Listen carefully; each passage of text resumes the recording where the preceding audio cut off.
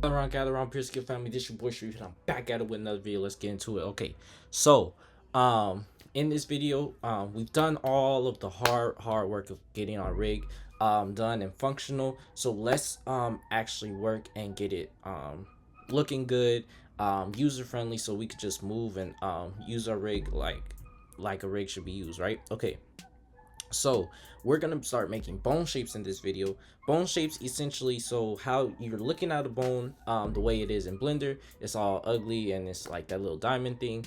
Now you can put a custom shape to it so that it looks more user friendly. You can actually see your model instead of the rig more, but you can see enough of the rig that you can just grab whatever handle you need, rotate it the way you want it, right? Okay. Okay, if you guys don't understand what I'm saying, you'll see it in a second. Okay, so bone shapes essentially are made with in Blender with real shapes and empties. Um, Empties are just already made shapes that you can't really edit, and um, and then real shapes are just geometry or shapes that you make or model. Essentially, once you just get into complex shapes that you want, you can model them yourself, and then or if there's an empty they have already, then go ahead and use that empty. Right? Okay. So in this video, what you guys are gonna see me do is just um gather up some empties and shapes that I create, and then I'm gonna go into the rig and then select each bone that I want, and then choose which empty accordingly that I want, um empty or shape that I want, put them in there, and then it's probably going to be in a funky position. So they have a section where you can change the transform of what the shape is oriented.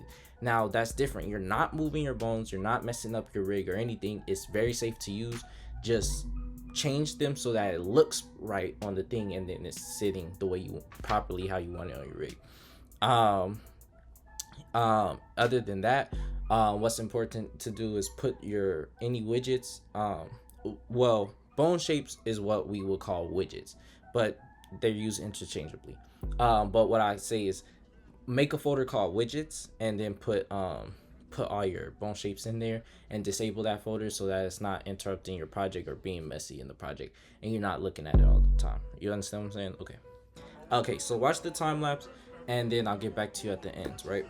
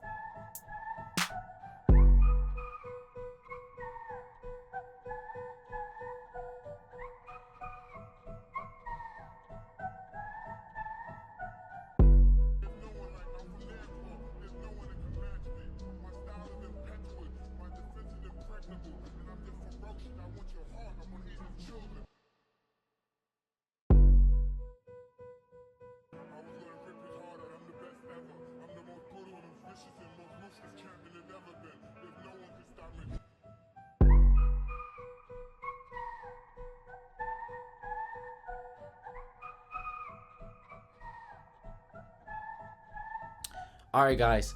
That was all for today. Um, but um, another thing that I wanted to go over that I did was I want to start protecting the animator. As a rigger, that's your job. You want to protect the animator.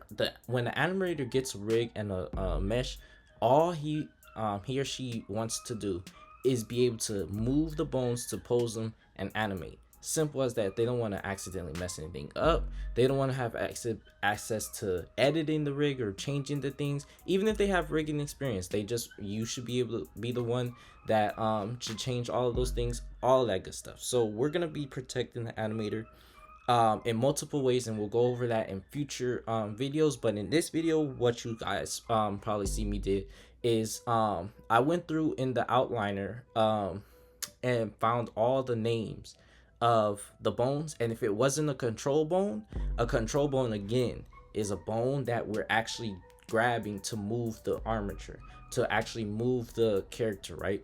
So if it's not one of those main control bones, then I disable its selection so that the animator can't go into another collection or another layer of the thing. If the animator chooses to go into another layer, what's gonna happen is he or she's gonna be able to see the bones, but they won't be able to select the bones. They won't be able to click them. You understand what I'm saying?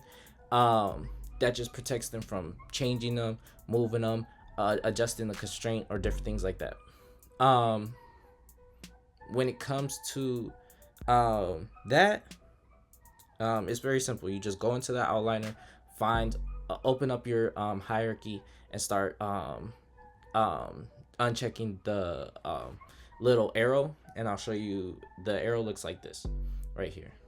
Okay, and then you uncheck that, and then it's disabled. If it has control in the name, which you should have, if you're following along. If not,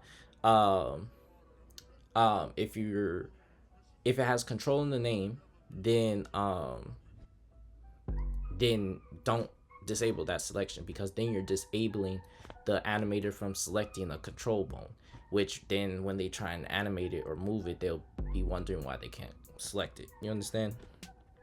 It is tedious, but it's worth it at the end. And then in the next video, what we're gonna do is finish off the rig by doing some custom properties, adding some abilities to the properties bone, because the properties bone doesn't move anything or change anything about the rig. All it does is has properties that's gonna help give the rig some extra abilities. Now, on a more complex character, it'll be a longer list of properties, because you might want a piece of armor to do something special, or you might have lights on the character from the texture that you want to control in the rig. You don't want to have to go into the texture every time, or anything you can think of, you can put in a custom property and then put it into the thing. But for this rig, we're gonna go very basic and bare bones, only because it's literally just a mannequin rig and there's nothing special about it. Okay. But if we ever make a more complex character, when we make a more complex character, you'll see the use of the real power and use of custom properties. But that's in the next video. All right then.